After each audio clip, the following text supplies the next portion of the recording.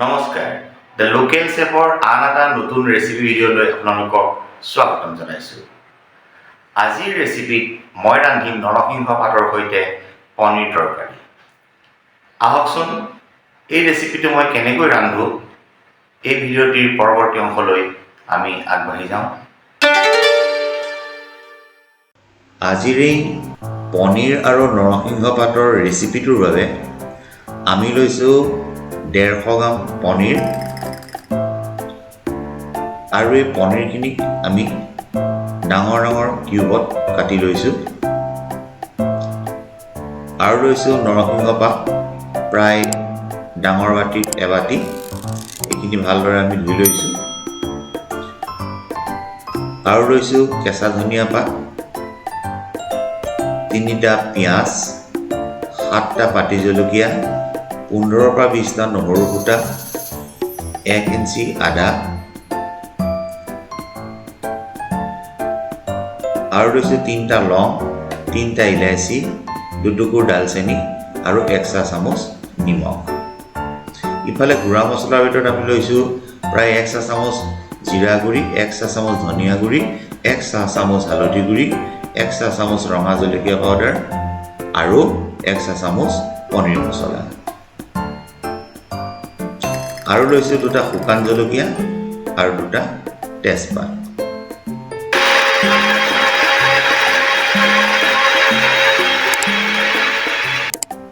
আৰু আমি এতিয়া নৰসিংহ পাতখিনি ভালদৰে মিক্সাৰ গ্ৰাইণ্ডাৰত গুড়ি কৰি ল'লোঁ আৰু পিঁয়াজ, আদা, নহৰু, জলকীয়া এইখিনিও আমি ভালদৰে মিক্সাৰ গ্ৰাইণ্ডাৰত পেষ্ট বনাই ল'লোঁ। এইফালে ধনিয়াখিনি আমি মিহি মিহিকৈ কুটি ল'লোঁ। এতিয়া গেছত আমি এখন কেৰাহী গৰম কৰিম আৰু তাত প্ৰায় 4 চামুচ মিঠাতেল দিম। মিঠাতেলখিনি গৰম হোৱাৰ লগে লগে তাত আমি 1 চামুচ বাটাৰ মিহলি কৰি দিম।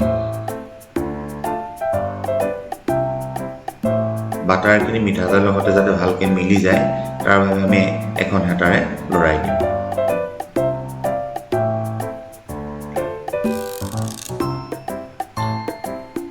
বাটাৰ আৰু মিঠাতেলৰ মিশ্ৰণখিনি গৰম হোৱাৰ পিছত আমি তাত পনীৰখিনি দি দিম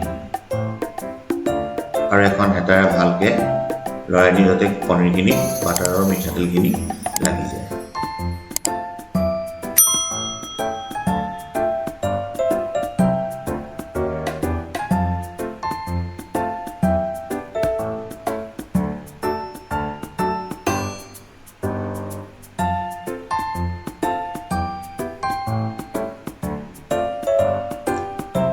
এতিয়া আমি ইয়াত আধা চামুচ হালধি গুড়ি আৰু আধা চামুচ ৰঙা জলকীয়া পাউডাৰ মিলাই দিম।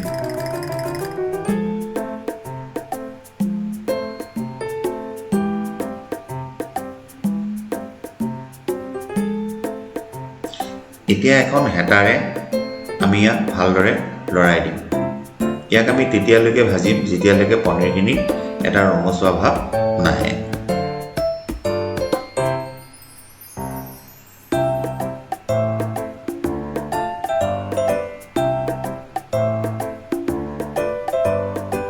ইতিমধ্যে পনীৰখিনি ৰঙচুৱা হ'বলৈ ধৰিছে। এইখিনি আমি এটা পাত্ৰত উঠাই থওঁ।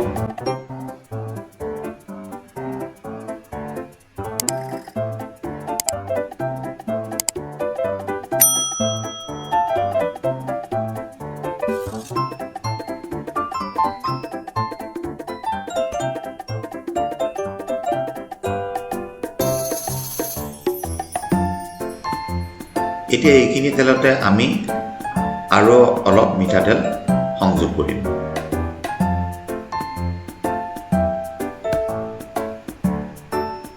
মিঠাতেলখিনি গৰম হোৱাৰ পিছত আমি ইয়াত পিহি ৰখা যিখিনি নৰসিংহৰ পাত আছিলে সেইখিনি আমি ইয়াত ঢালি দিম আৰু ইয়াক ভালদৰে হেতাৰে লৰাই লওঁ।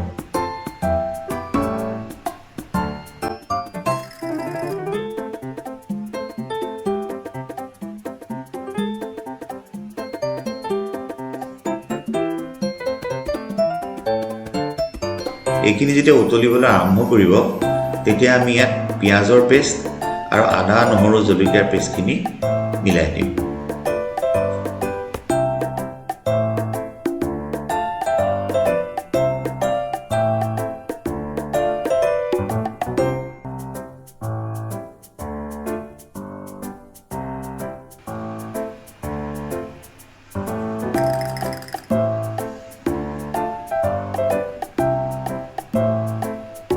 এতিয়া আমি ইয়াত দিম 1 চাহ চামুচ হালধি গুড়ি,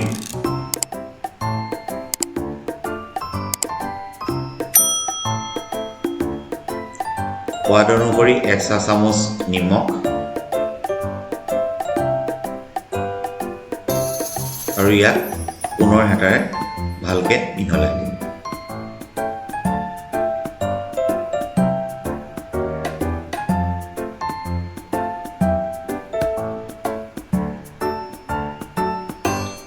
এইখিনি যেতিয়া ভালদৰে উতলিব ল'ব তেতিয়া আমি ইয়াত জলকীয়া গুড়িখিনি মিহল কৰিম,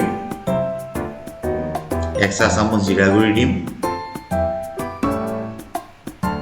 1 চাহ চামুচ আমি ধনিয়া গুড়ি মিলাম আৰু পনীৰ মছলাখিনিও ইয়াত আমি মিহলাই দিম। এতিয়া এখন হেতাৰে আমি এইখিনি ভালদৰে মিক্স কৰিম আৰু তেতিয়ালৈকে আমি এইখিনি ভাজিম যেতিয়ালৈকে ইয়াৰ পানীখিনি শুকাই নাযায়।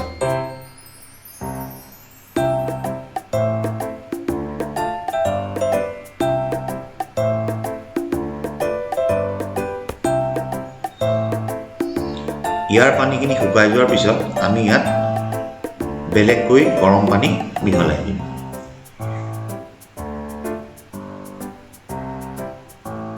পুনৰবাৰ ইয়াক আমি এখন হেতাৰে ভালদৰে মিহলি কৰিম।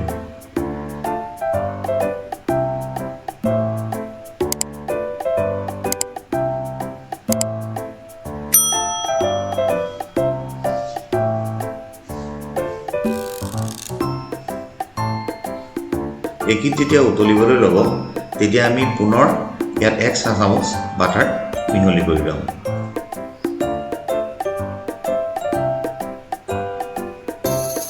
আৰু এখন হেতাৰে বাটাৰখিনি আমি ভালদৰে ইয়াত মিহলাই দিম।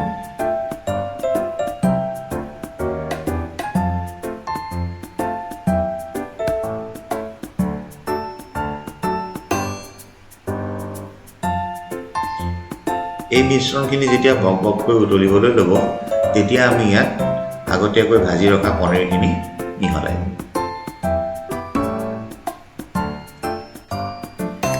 এইখিনি আমি প্ৰায় 10-15 মিনিটলৈ এইদৰে উতলিবলৈ এৰি দিম।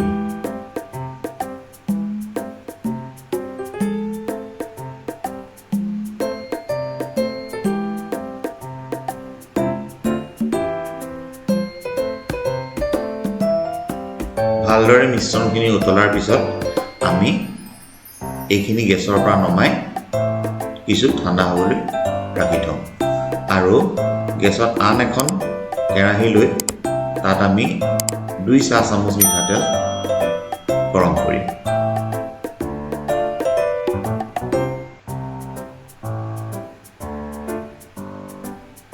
মিঠাতেলখিনি গৰম হোৱাৰ পিছত শুকান জলকীয়া, তেজপাত 2টা, লং, ইলাচি আৰু ডালচেনি।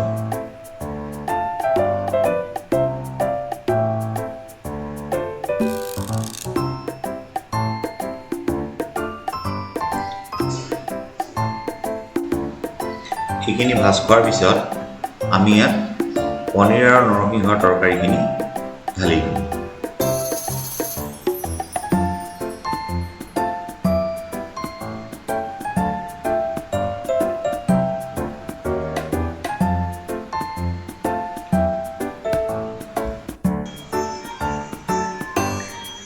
এতিয়া আমি এইখিনি 4 পৰা 5 মিনিট এইদৰে উতলিবলৈ এৰি দিম।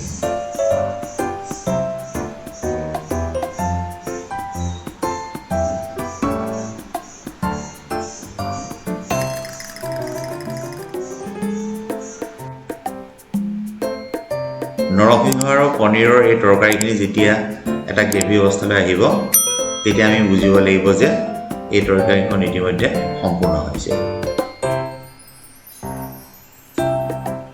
ইয়াক এতিয়া আমি পৰিৱেশন কৰিবৰ বাবে এইদৰে সজাই ইয়াত কেঁচা ধনিয়া পাত কিছু মিলাই দিম আপোনালোকৰ ঘৰত এইদৰে পনীৰ আৰু নৰসিংহ পাতৰ আঞ্জাখন তৈয়াৰ কৰিবচোন আৰু খাই কেনে পায় কমেণ্ট কৰি জনাব ভিডিঅ'টি শেষলৈকে চোৱাৰ বাবে সকলোলৈকে ধন্যবাদ